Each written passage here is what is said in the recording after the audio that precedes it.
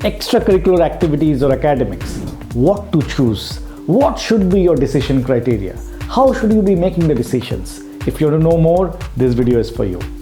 To start with, let's look at some interesting data from Harvard University webpage for undergrad program admissions in mathematics. And here you go, it says that academics are important, but it's only part of the decision-making process for admitting students. Let's look at MIT. It says if you want to work alone, then you may not love MIT. Let's shift gears and look at one of the best organizations, McKinsey, and what is the eligibility criteria for selecting candidates for the position of junior associate. And here you go, these are 4 out of the 8 selection eligibility criteria, and they are focused on communication, leadership, people management skills, and extracurricular activities is categorically mentioned there. Now you must be wondering, why does Harvards and the MITs of the world not just focus on academic brilliance to admit people, especially in a stream like mathematics? And the answer is very simple. In life, apart from working hard, there are 2 factors that give you extreme leverage to grow fast and be successful. One is your IQ and second is your EQ, emotional quotient. Now, entire academics is structured in such a way to really help you prop up your IQ, to prune you, to really challenge you and create a best version of you in terms of your cognitive ability, in terms of your intelligence and IQ. But the same academics does very little in terms of developing your EQ. And that is where extracurricular activities come in, because the correlation between extracurricular activities and the amount of development of EQ is very high. Now let's kind of analyze this in a little bit more detail in the form of a 2x2 matrix. So here you go, x-axis you have IQ, y-axis EQ, low, high, low, high. So if you're in quadrant 1, where both are low, I think you really need to focus and develop 1 and come out of quadrant 1. If you're in quadrant 3, where both are high, congratulations, you are gearing up for a very, very successful career, or whatever you touch, you will be outstandingly successful. The question comes when you are either in quadrant 2 or in quadrant 4. For instance, if you're in quadrant 2, where you have huge IQ, but you are struggling with your EQ, let's say you're a student or a university student or an early stage professional, and you find yourself in this quadrant, the focus area should be to develop your EQ. Now, of course, I'm not saying you will not be successful, you will be extremely successful, but there are selected roles, like the role of basically tech roles is something where you will be very successful. You will be successful in individual contributor roles. You will be growing very fast in the first half of your career, right? First 15 years, 20 years maybe. But post that, you might see that your rate of growth is slowing down, because how the world is structured is the initial phase of one's career, technical skills are very important. But as you graduate to senior positions, it is the people management skills and business skills that starts holding much higher degree of weightage than technical skills. So you need to focus on how you can develop your EQ if you find yourself in quadrant 2. Now, of course, if you're a student, here comes the power of extracurricular activities. You can leverage extracurricular activities to build your EQ. Now, I know a question must be popping up in your mind that not all extracurricular activities can develop EQ, and you are damn right. And I'll tell you why. Because, for instance, if you take sports, there are solo sports like badminton, swimming, which really doesn't necessarily improve your EQ or emotional quotient. And there are sports like football, cricket, hockey, which does. Similarly, if you look at arts, you have visual arts, drawing, painting, that is solo, and you have performing arts where you may be performing as part of a group in a skit or drama, and that is where your EQ gets developed. You could be in clubs like chess clubs or maths clubs, which are more solo, but you could also be in clubs like community clubs where you can work with a team of people to drive an agenda in a community.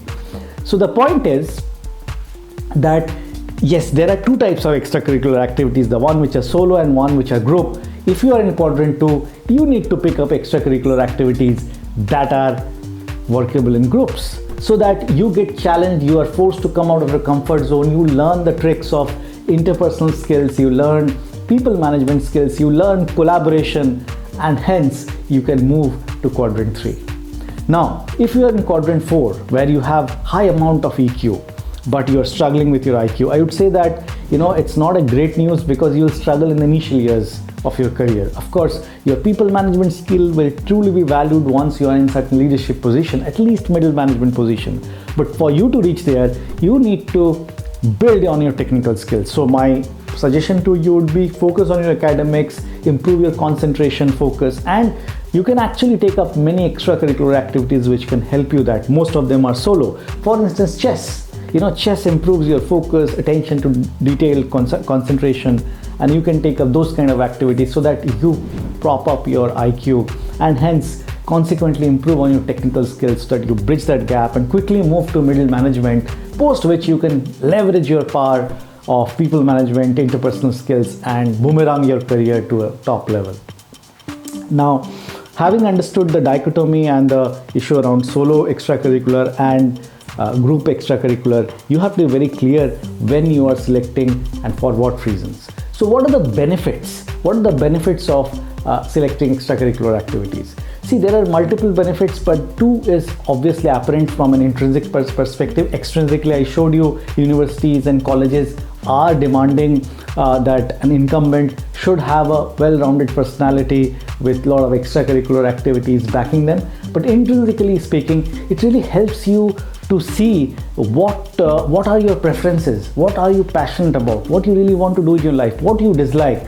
Because see, academics are rigid, you cannot change, but extracurricular is more agile, so you can try out multiple things, snack over things, and then that will give you a sense of what is your purpose in life, what is your passion in life, and that is exactly what you would want. It can give you visibility on things like, are you an introvert or extrovert? Are you a big picture thinker or a detailed guy? So these kind of views will help you also to make in future academic and career decisions.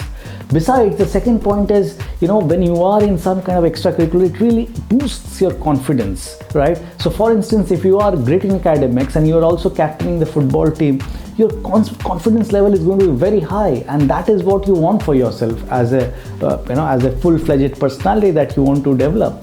Now, how should you be making the choice of your extracurricular activities? There are 2-3 points which is important. Number one, you need to strike a delicate balance between what you are good at, choosing areas from that, and also choosing areas in such a way that you push yourself out of the comfort zone, right? And try out new things, learn new skills, explore different dimensions, so that you know that for sure that these are the things you like and these are things you don't like.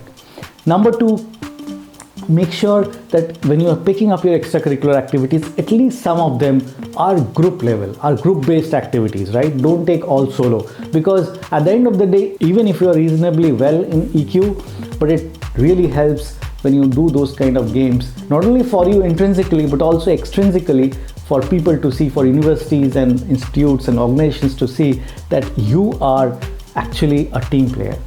And third point I would like to say is, whatever you are choosing, don't leave it in between. If you have picked up one area, make sure that you take yourself to the logical conclusion in that area. What I'm meaning is, try to gain mastery in that. And one of the key points for you to do that is make sure that logistics is sorted. Sometimes people choose certain classes or clubs and etc., which is very far from their home and may not be sustainable on an ongoing basis. So find out something closer to home, easily can be done post school if something is happening in schools. These go a long way in ensuring sustainability of whatever you pick to choose. So, key takeaways for the session today. Number one, extracurricular activities are important and you should not ignore them. Give due weightage to them along with your academics. Number two, there are two types of extracurricular activities, solo activities and group activities. Please make sure that you get yourself involved in group activities or group level extracurricular activities.